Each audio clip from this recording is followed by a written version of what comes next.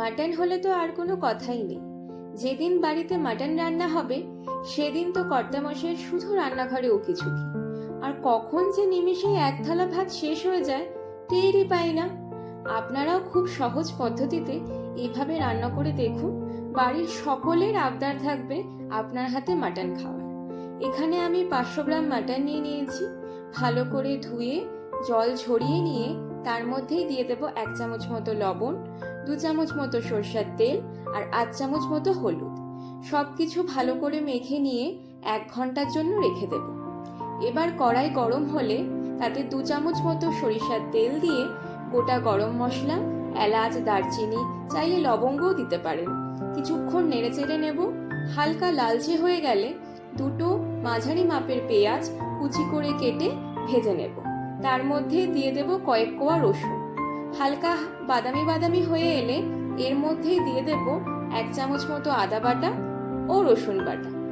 1-2 বার নেড়ে চেড়ে এবার দিয়ে দেব 1 চামচ মতো ধনে গুঁড়ো, জিরে গুঁড়ো, কাশ্মীরি লঙ্কার গুঁড়ো ও 1/2 চামচ মতো গোলমরিচ গুঁড়ো। সব একসাথে মিশিয়ে নিয়ে ম্যারিনেট করে রাখা মাটন দিয়ে দেব। সব মশলার সাথে ভালো করে মিশিয়ে নিয়ে লো ফ্লেমে 5 থেকে 8 মিনিটের জন্য ঢেকে দেব। ঢাকনা তুললেই দেখবেন পেঁয়াজ বা মাটন থেকে যে জল বেরিয়েছে সেটাকে হাই ফ্লেমে ভালো করে কষিয়ে নিতে হবে। এই সেম প্রসেসটাই 3 বার করব। লাস্ট বার দেখবেন আর জল নেই, তেলটাই আছে। এবার হাই ফ্লেমে কিছুক্ষণ কষিয়ে নেবেন। চাইলে আপনারা এখানে 2-3টে গোটা রসুনও দিতে পারেন।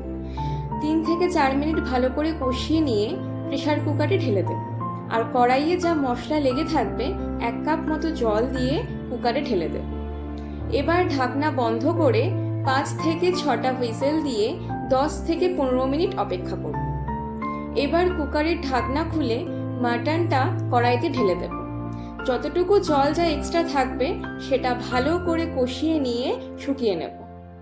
আর ছোট চামচের 1/2 চামচ গরম মশলা গুঁড়ো দিয়ে কিছুক্ষণ নেড়ে চেড়ে নেব। লবণ আপনাদের স্বাদ অনুযায়ী আপনারা দেখে নেবেন। খুব সহজ পদ্ধতিতে মাটন রান্না করা দেখালাম, আর ঝালটা অবশ্যই আপনাদের স্বাদ অনুযায়ী আপনারা দেবেন। এবার পরিবেশনের পালা।